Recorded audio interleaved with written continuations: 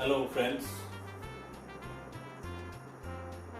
अगर आप ये सोचते हो कि किस तरीके से बेहतर इंडोर फोटोज खींची जा सकती है, वो भी तब जब आपके हाथ में एंट्री लेवल के कैमराज हो, जैसे कि निकॉन के कैमराज आते हैं या फिर कैनन के कैमराज आते हैं। जो भी एंट्री लेवल कैमराज हैं वो अगर आपके हाथ में हो और उसमें जो बिल्ट इन फ्लैश आती है साथ में, उसके सहारे कैसे बेहतर से बेहतर इंडोर फोटोज खींची जा सकती है। अगर आप ये सोचते हो मन में और ये इस तरीके की विचार आपके मन में आती है तो आप सही जगह पहुंचे हो। मैं आज आपको सिखाऊंगा कि किस तरीके से बेहतर यानी बेहतरीन फोटोएं आप इन एंट्री लेवल कैमराज के सहारे, इनके जो बिल्ट इन फ्लैश आती है साथ में, उसके सहारे आप बेहतर से बेहतर इंडोर फोटोज खींच सकते हो। Please stay tune. मुझे अक्सर ऐसे सवाल आते हैं, कई लोग मुझे पूछते हैं जब भी मिलता है कि एंट्री लेवल कैमरास के सहारे अच्छी इंडोर फोटोज कैसे उठाई जा सकती है, कैसे हम लोग उससे अच्छी फोटोज खींच सकते हैं, जबकि जो उसकी बिल्ट इन फ्लैश जो साथ में आती है उसकी पावर कुछ खास नहीं होती। लेकिन मैं अगर आपको बताऊं कि जैसे ये कैमरा जो है, जो मेरे हाथ में है, ये निकॉन के मिड रेंज कैमराज में आती है, जो निकॉन D53 है। लेकिन जो एंट्री लेवल कैमराज होते हैं, जैसे कि D3200 हो, 33 हो, 34 हो, या फिर D3500 हो, या फिर आप कह लो कैनन के कैमराज जो आते हैं एंट्री लेवल कैमराज, जिसमें कि बिल्ट इन फ्लैश होती है। ये कैनन का कैमरा है मेरे पास, ये इसमें भी ये बिल्ट इन फ्लैश आती है। तो एक्चुअली ये जो बिल्ट इन फ्लैश होती है, इसके सहारे कई बेहतर फोटोएं आप खींच सकते हो। बस केवल 2-3 चीजों को हमें जानना जरूरी होता है। लेकिन उससे पहले मैं आपको एक चीज बताना चाहूंगा कि जो भी हाई एंड कैमराज होते हैं उसमें ये बिल्ट इन फ्लैश नहीं होती है। उसका कारण ये होता है कि उस हाई एंड कैमराज में उसके सेंसर्स काफी बड़े होते हैं और उसमें जो भी प्रोसेसर्स लगी होती है, उसमें जो भी ISO का जो उसकी कैपेसिटी होती है वो काफी हाई रेंज में होती है, जिसके चलते काफी लो लाइट में वो अच्छी क्वालिटी के पिक्चर्स देते हैं, जिसके चलते उनको बिल्ट इन फ्लैश की जरूरत नहीं होती है। तो हाई एंड कैमराज में नॉर्मली बिल्ट इन फ्लैश आपको दिखाई नहीं देगी। मिड रेंज के कैमराज तक बिल्ट इन फ्लैश आती है, लेकिन ये नहीं है कि built in flash high and के कैमराज में नहीं आती है। और कई प्रोफेशनल्स तो ऐसे हैं जो बिल्ट इन फ्लैश का इस्तेमाल करना चाहते भी नहीं है, लेकिन मेरा सोचना कुछ अलग हटके है। क्योंकि कभी कभी ऐसा सिचुएशंस में आप लोग पड़ जाते हैं या कुछ ऐसा होता है कि हमें केवल इस बिल्ट इन फ्लैश के सहारे ही चलना होता है। मानो आज मैंने कोई फ्लैश गन साथ में लेके नहीं आया, या फिर मेरे जो इक्विपमेंट्स थे वो कहीं और छूट गए। तो नहीं होने से कुछ होना बेहतर है, लेकिन इस कुछ होने को आप और बेहतर बना सकते हो जब इसकी तकनीकी खूबियों को आप जानोगे। तो आज मैं वही चीज आपको बताऊंगा। तो आज मैं अपने ड्राइंग रूम में बैठा हूं आपके सामने, और कुछ बेसिक स्लाइड्स यहाँ जले हुए हैं। सामने एक बड़ी सी ट्यूबलाइट भी है, जिसका एक्चुअली मैं इस्तेमाल कर रहा था कि आप मुझे अच्छी तरीके से देख सकें। जब हम लोग प्रैक्टिकली कुछ देखेंगे शॉट्स खींच के, तो तब इस लाइट की इस्तेमाल नहीं की जाएगी। और आप बहुत देर से जो देख रहे हो, ये मेरे साथ में जो बैठे हुए हैं इधर सोफे में, ये एक्चुअली मेरे सब्जेक्ट्स हैं, जिनके ऊपर आज मैं आप लोगों को ये करके बताने वाला हूं कि किस तरीके से ये बिल्ट इन फ्लैश को अगर हम लोग इस्तेमाल करते हैं तो इसके पावर्स को हम लोग एनहेंस कर सकते हैं। तो कुछ घर में मिलने वाली कई छोटी बेसिक चीज़ों को मैंने इस्तेमाल करने का सोचा है, जो अगर आप लोग भी आपके कैमरे के बैग में रखोगे तो कई मुसीबत के समय में ये आपको साथ देगा। और जो मेरा मानना है, ये आपको बेहतर से बेहतर फोटो खींचने में सहायता देगा। जैसे कि एक ये छोटी सी चीज है, तो ये पेपर नैपकिन है, ये हर एक आदमी के घर में मिल जाता है। दूसरा ये एक मिरर है, आती है कहीं में भी आपको मिल जाएगी, घर के किसी भी चीज से जुड़ा हुआ मिल सकता है आपको ये। और एक ये तीसरी चीज है जिसका इस्तेमाल मैं करना चाहूंगा, ये एक सिल्वर फॉइल है, ठीक है। ये फॉइल एक्चुअली बेहतर है कुछ रिफ्लेक्शंस के कारण मिरर से, क्योंकि हम लोग इसमें मन चाहे तरीके से रिफ्लेक्शंस को अपने साइड में मोड़ सकते हैं। मानो इसको इधर मोड़ दिए, उसको उधर मोड़ दिए, उस प्रकार से जहां चाहे हम लोग लाइट को उस साइड में रिफ्लेक्ट कर सकते हैं। चीजों को इस्तेमाल करके किस तरीके से बिल्ट इन फ्लैश की पावर को कंट्रोल करके हम अपने इंडोर फोटोज को बेहतरीन बना सकते हैं। तो आइए इन चीजों का इस्तेमाल करके हम लोग देखेंगे कि किस तरीके से हम इस बिल्ट इन फ्लैश से आती हुई जो निकलती हुई जो लाइट है उसको किस तरीके से हम लोग एनहेंस कर सकते हैं और बेहतरीन इंडोर फोटोज हम लोग खींच सकते हैं। आइए शुरुआत करने से पहले मैं आपको कुछ बेसिक चीज़ों के बारे में बताना चाहता हूँ, बेसिक सेटिंग्स के बारे में जो काफ़ी ज़रूरी है। अगर मानिए किसी फंक्शंस में हम पहुँचते हैं और हमारे पास फ्लैश गन्स नहीं है या स्पीड लाइट्स या TTLs जो भी हम लोग इस्तेमाल करते हैं वो हमारे पास नहीं है और हमें इस बिल्ट इन फ्लैश के सहारे ही चलना होता है, तो एक्चुअली मैं उस वक्त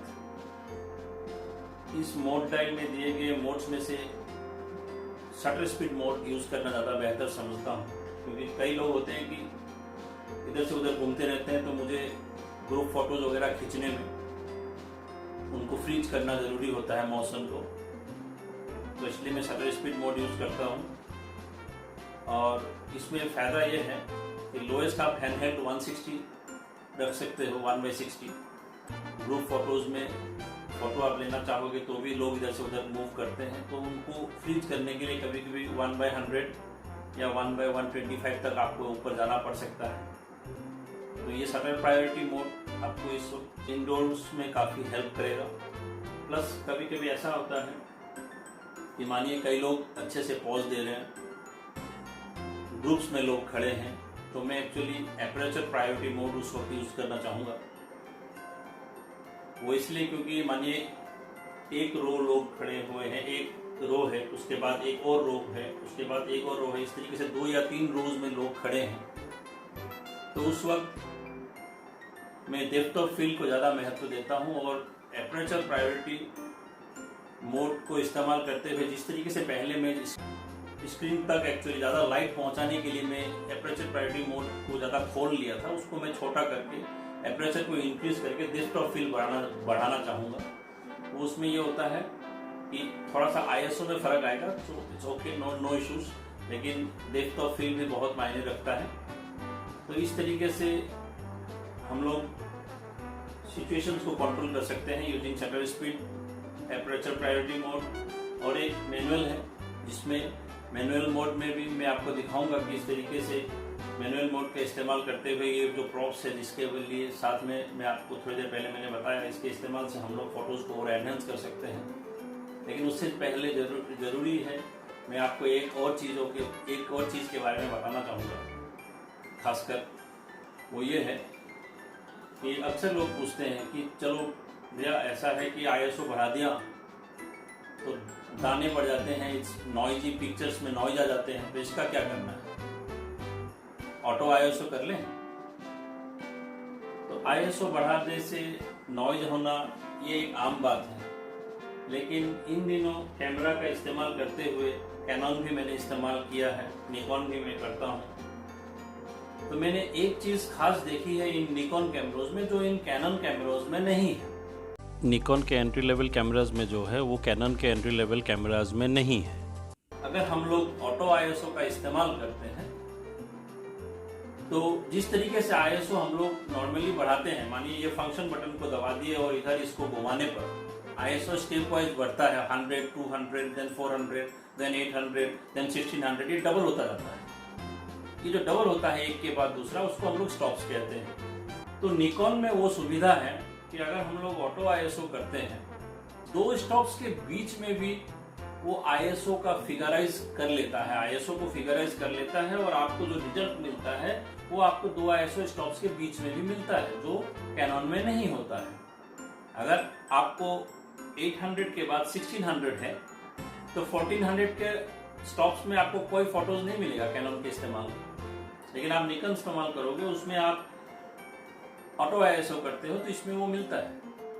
सो I like this model very much, चाहे वो बेसिक्स मॉडल हो 3000 सीरीज के हो या 5000 के हो, इसमें जो भी है ऑटो आईएसओ इस्तेमाल करने पे, हायर एंड सीरीज में भी अगर हम लोग ऑटो आईएसओ इस्तेमाल करते हैं तो इसमें ये सुविधा है कि इन बिटवीन स्टॉप्स में भी हम लोग आईएसओ का इस्तेमाल कर सकते हैं। हम लोग के फोटोज में आईएसओ मिलता है अगर हम लोग उसको ऑटो कर लेते हैं। ये एक बहुत जरूरी चीज है जो हम लोगों को जानना जरूरी है। चलिए हम लोग आगे बढ़ते हैं और डेमोस को देखते हैं कि किस तरीके से हम लोग इसको आगे बढ़ाते हैं। तो आइए देखते हैं। ये मैं शटर स्पीड मोड में मैंने चालू किया है, और ये मॉडल जो मैं यूज़ कर रहा हूँ ये एक्चुअली D5300 है, जिसमें आपको 1/100 नहीं दिखेगा। ये देखिए मैं शटर स्पीड को मूव करता हूँ, यहाँ 125 है, फिर 1/90 है और फिर 160 है। यहाँ 1/100 आपको नहीं दिखेगा क्योंकि ये कुछ मॉडल अपग्रेडेड है, ये 5000 सीरीज़ के हैं। 3400 वाली सीरीज़ में ये होता है, ठीक है। लेकिन हम लोग को थोड़ा सा अंधेरा हो रहा है, लेकिन फिर भी शॉट्स को लेने से पहले कुछ सेटिंग्स करना ज़रूरी है। मैं वो सेटिंग्स के लिए आपको मेनू बटन दबा के दिखाता हूँ। तो चलिए ये शूटिंग मेनू में हम लोग चलते हैं, और यहाँ ऊपर चलते हैं तो शूटिंग मेनू में हम लोगों को पहुँचना है। ये आईएसओ सेंसिटिविटी सेटिंग्स देख रहे हैं आप, इस सेटिंग्स को क्लिक करना है। क्लिक करके ये मैंने थोड़ी देर पहले ऑन की थी। ये actually auto ISO sensitivity control जो है इसको हमें ऑन करना है। ये एक्चुअली ऑफ रहता है, इसको हमें ऑन करना है। तो आईएसओ सेंसिटिविटी जो है वो आपकी ऑटो हो जाएगी। और यहाँ देख रहे हो आप मैक्सिमम सेंसिटिविटी 12800 दिखाई गई है, मिनिमम शटर स्पीड 1/60 है। ये 12800 जो है मैक्सिमम सेंसिटिविटी, इसको आप चेंज भी कर सकते हैं। ये हाई है ऊपर एक, नीचे आपका 6400 है। अगर आप प्रोसेसिंग वगैरह नहीं करते हैं, रॉ में नहीं खींच रहे हैं, तो 6400 में कर सकते हैं। या फिर आप प्रोसेसिंग करते हैं तो फिर आप 12800 को रख सकते हैं। तो प्रोसेसिंग में आप उसको, रॉ में अगर आप इस्तेमाल करते हैं तो उसको आप सेटिंग्स को मिला सकते हैं बाद में। तो इसको मैं 12800 पे ही रख रहा हूँ फ़िलहाल। और ठीक उसी प्रकार से हम लोग दूसरी मेनू में जाएंगे। ये जो कस्टम सेटिंग मेनू है ये आपको 3000 वाले सीरीज़ में शूटिंग मेनू में ही आगे मिल जाएगा। यहाँ आप नीचे चले जाएंगे, ब्रैकेटिंग और फ्लैश आता है, इसको क्लिक करेंगे तो आगे आप जाते हो तो ये ऊपर है flash control for built in flash आ रहा है, ठीक है। ये TTL है, TTL means through the lens. ये TTL में है, बेहतर है। इसको हम लोग बाद में मैनुअल करके भी उसमें कैसे कैसे शॉट्स हम लोग ले सकते हैं वो भी चेक करेंगे। अभी फ़िलहाल इसको TTL में ही रहने देते हैं, और इसको चेक करके वापस हम लोग पहुंचते हैं शूटिंग मेनू पे। और जो आईएसओ जो हम लोगों ने सिलेक्ट किया था उसको एक बार चेक कर लेते हैं। आईएसओ सेटिंग्स ऑन है तो बेहतर है, हम लोग बैक करते हैं और वापस शूटिंग्स में चलते हैं, ठीक है जी। तो ये एपरेचर पूरा खुला हुआ है, 3.5 में है, ये 1/90 में है। यहाँ आपको आईएसओ 12800 दिख रहा है, लेकिन आप चिंता नहीं कीजिएगा, ये 12800 पे शॉट नहीं लेगा। जब भी हम लोग फ्लैश का इस्तेमाल करेंगे तो इसको जो ज़रूरी होगा वो इन बिटवीन स्टॉप्स वही वैल्यू सिलेक्ट करता है। ये सबसे बेहतरीन चीज़ है निकॉन का। चलिए ठीक है, आगे देखते हैं, आइए। तो डेमोज शुरू करते हैं। डेमो शुरू करते समय मैं सबसे पहला शॉट लेने जा रहा हूँ शटर स्पीड मोड में, जहाँ मैंने शटर स्पीड 1/125 रखा है। यहाँ आप देख रहे हो ये एपरेचर जो है यह कैमरा ऑटोमेटिकली लेता है जब हम लोग शटर स्पीड मोड में रहते हैं। तो ये ब्लिंक कर रहा है, इसका कारण ये है कि हम लोगों ने TTL सिलेक्ट किया हुआ था, यानी थ्रू द लेंस, यानी कैमरे से के लेंस के थ्रू जो भी लाइट अंदर आ रही है कैमरा उस लाइट का मीटरिंग करता है। लेकिन ये बता रहा है, यहाँ नीचे एक क्वेश्चन मार्क ब्लिंक हो रहा है, इसको दबाने पे ये पता चलता है कि जो भी लाइट अंदर आ रही है वो कम है, कैमरा एक्सपोजर सही ढंग से एडजस्ट नहीं कर पा रहा है, फ्लैश यूज़ करने की हमें हिदायत दे रहा है। अच्छा, तो ठीक इसी प्रकार आगे आप चेक कर सकते हो, ISO भी ब्लिंक कर रहा है, लेकिन कोई बात नहीं, हम लोग इस शॉट को आगे लेते हैं इसी सिलसिले में बिना फ्लैश के। जब हम लोग ये शॉट लेते हैं बिना फ्लैश में, तो आप देख सकते हो कि ये बैकग्राउंड जो है काफ़ी लाइट अप हो गया है, बैकग्राउंड काफ़ी लाइट अप हो गया है, और लेकिन फोरग्राउंड थोड़ा सा डार्क है। ठीक है, तो इसी सेटिंग्स में अगर हम लोग फ्लैश को ऑन कर लेते हैं, मानो फ्लैश को मैं ऑन करता हूँ, ये हुआ फ्लैश ऑन। फ्लैश ऑन होते ही आप देख रहे हो कि इसका एपरेचर वाला सेटिंग्स ब्लिंक करना बंद कर देता है। वो इसीलिए क्योंकि कैमरे को पता चल जाता है कि फ्लैश अभी पॉपअप हो गया है और इसे सफिशिएंट लाइट मिल रही है, तो इसका क्वेश्चन मार्क भी नीचे ब्लिंक करना बंद कर देता है। लेकिन यहाँ ISO की सेटिंग्स देख लो आप, ये नीचे आना चालू हो गया, ये लगभग 9000 के आसपास दिखा रहा है। लेकिन हम लोग एक शॉट लेते हैं विथ फ्लैश, ये हुआ। ये शॉट में आप देख सकते हो कि पहले के मुकाबले फोरग्राउंड काफ़ी ब्राइट है, लेकिन दीवार पे जो पहले लाइट थी, जो जिसमें लाइट की चमक ज़्यादा मालूम हो रही थी, वो अभी कम हो गया है और फोरग्राउंड को लाइट अप ज़्यादा मिल रहा है, फोरग्राउंड में लाइट ज़्यादा आ रही है। ठीक इसी प्रकार से हम लोग सेटिंग्स को चेंज करते हैं और एपरेचर मोड में चलते हैं। एपरेचर मोड में चलते ही आप देख रहे हो यहाँ शटर स्पीड आ गया 1/60। वो किस लिए? वो इसलिए क्योंकि हम लोगों ने पहले जो सेटिंग्स किया हुआ था ISO सेंसिटिविटी का, उस सेटिंग्स में हम लोगों ने मिनिमम शटर स्पीड 1/60 सिलेक्ट किया था। चलिए इसको 1/60 में ही हम लोग एक शॉट लेते हैं। 1/60 में अगर हम लोग एक शॉट लेते हैं तो क्या होता है, तो आप देख रहे हो पहले के मुकाबले ये शॉट बहुत ही बेहतर है।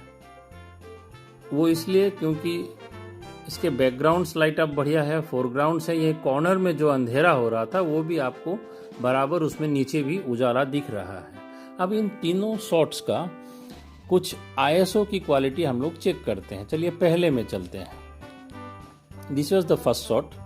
हम लोग इसमें देखो आप ISO 12800 का ले रहा है। वो इसलिए क्योंकि कैमरा पहले से बता रहा था कि लाइट कम हो रही है, फ्लैश आप करो। हम लोगों ने फ्लैश नहीं किया तो इसने ISO पूरा का पूरा इस्तेमाल किया, जिसके कारण ये जो शॉट है ये काफ़ी डॉटेड दिख रहा है आपको। दूसरा जो शॉट है जिसको हम लोग फ्लैश पॉपअप करके शटर स्पीड मोड में लेते हैं, लेकिन ये ISO ले रहा है 1250 का। ये एक ध्यान देने वाली बात है। 12,500 कहाँ है, 12,800 कहाँ है और ये 1250 कहाँ है, बहुत फ़र्क है दोनों में। लेकिन एपरेचर मोड में जब हम लोग ले रहे हैं तो देखो लाइट की सेटिंग्स में एपरेचर मोड में ले रहे हैं 1/60 में, तो फ़र्क है। देखो 160 एपरेचर में ये 2000 का ISO ले रहा है, जिसके कारण लाइट की सेटिंग्स इतनी बेहतर हो रही है कि बैकग्राउंड, फोरग्राउंड और ये जो साइड में डार्कनेस थी, ये जो देखो ये जो डार्कनेस है आपका, ये ख़त्म हो रहा है 1/60 में। लेकिन इसी चीज़ को अगर हम लोग 1/25 में लेते हैं तो ये जो शटर स्पीड वाली 125 की इमेज थी, हूबहू वही इमेज आएगी, हूबहू वही इमेज आएगी। आप चेक कर सकते हो। ठीक है, एक मिनट, इसको चेंज करता हूं मैं।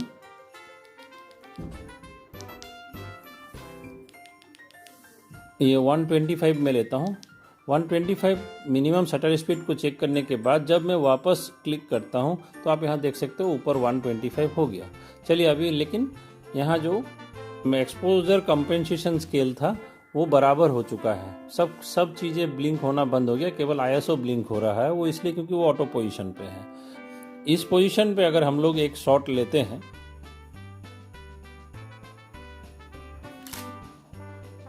तो ये आप चेक कर सकते हो, ये सिमिलर है। इसका प्ले करने के बाद आप चेक कर सकते हो, इसमें 1250 का ISO दिख रहा है। ठीक है, वही ISO जो शटर स्पीड मोड में पहले था 1250। देख रहे हैं आप, शटर स्पीड 125 में 1250 था f3.5 था। यहाँ भी आपको शटर स्पीड 125 में 1250 है, f3.5 है। देख रहे हो आप, ये सेटिंग्स आप किसी भी तरीके से सेटिंग्स को एडजस्ट करके सिमिलर टू सिमिलर पिक्चर आप निकाल सकते हो, बढ़िया होगा। और अभी हम लोग मैनुअल में चलते हैं एक बार।